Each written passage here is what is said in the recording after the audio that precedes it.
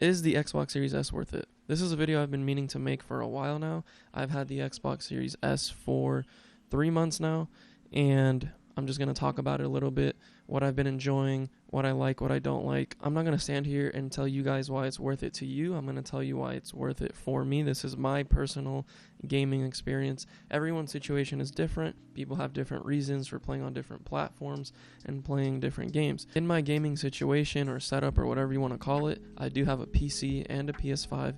The Series S is just another console to add to that. The first thing I should start with is the price. The Xbox Series S is only $299. $299 is a really aggressive price when you're looking at this as a next-gen experience, next-gen console, an upgrade.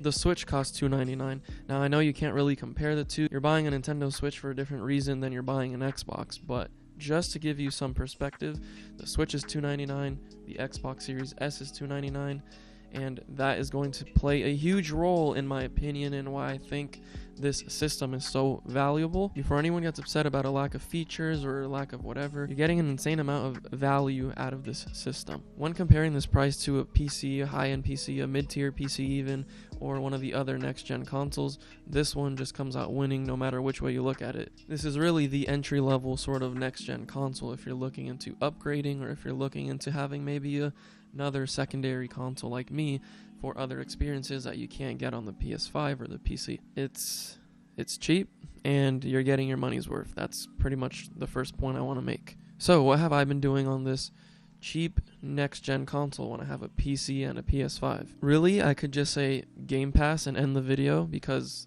Game Pass alone makes the entire console just automatically worth it, at least in my opinion. Game Pass to me 100% justifies this console as a $299 digital only experience. Sure, Game Pass is a paid membership.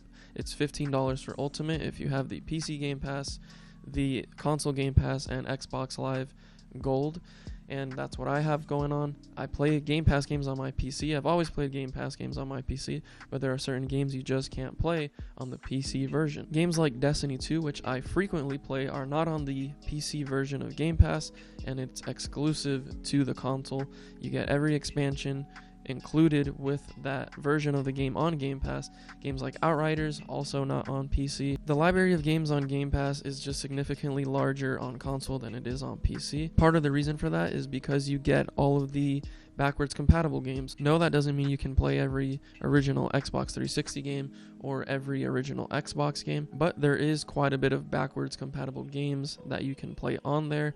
My personal favorite that I really have taken advantage of is Skate 3. Not only are the games backwards compatible, they perform really well on the console, and at times they look and feel even better than they did originally. MLB The Show, a $70 PlayStation exclusive, is just on Game Pass for you to enjoy. Halo the Master Chief Collection, included with Game Pass. You can play every Halo game up to 5 for basically free. Halo Infinite, when it comes out in December, will be included in Game Pass. Sure, you could play Xbox Game Pass also on Xbox One X or Xbox One. The difference there is performance. The Series X and the Series S are both newer consoles, and you're just going to get a much better playing experience performance-wise on the newer next-gen consoles. As I'm sure you've seen, I play my games on a monitor. For me, the Series S has been perfect for my monitor, since I mainly play my games in 1080. If you're playing on a TV and you need that 4K, then maybe you should look into the Series X. If you still want the cheaper option, then you can just use the 1080 or the 1440 on your TV, which I've also done. When I've plugged in my Series S to the TV, it's been perfectly fine. I can tell there is a graphical difference between my PS5 on the TV and the Series S on the TV, but it's still playable, it still looks good, and if you're just looking to save money, then it'll be just fine. Frame rates. A lot of these games are taking advantage of higher refresh rates.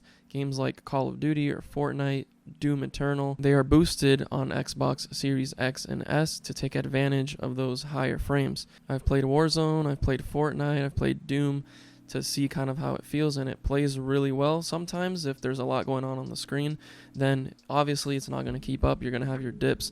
It is a little bit of a less powerful system. Some mid-tier PCs that are $800 can't do 120 hertz or take advantage of some of these features, but the fact that this thing is $299 is extremely compact and that powerful to be able to run at 120 hertz is pretty impressive. Along with that, if a PC is completely out of the picture for you and you want to try mouse and keyboard, the Xbox Series S and X are both mouse and keyboard compatible.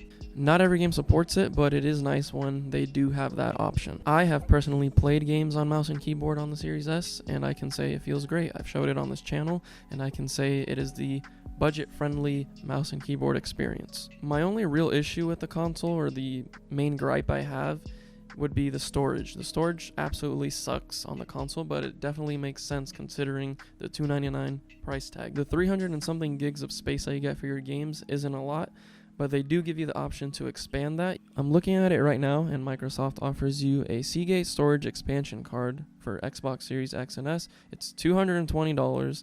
The Seagate storage expansion card for Series X and S delivers an additional 1 terabyte of external memory while maintaining the same peak speed and performance as the console's internal SSD. So if you want to play the newer games, you're going to need this thing. But if you're just going to throw a bunch of Game Pass games on your system, or you're just looking to expand your library, then you can just plug in a USB external hard drive, a terabyte, 2 terabyte, whatever the case may be. You can just dump a bunch of games on there as long as they don't need to make use of the new SSD's features at high speed and performance. So yeah, the base storage is very limiting, but at least they give you the option to expand that later on if you ever wanted to. That pretty much sums up my main points on why the Series S has 100% been worth it to me. I have a variety of games for Game Pass. I can play backwards compatible games.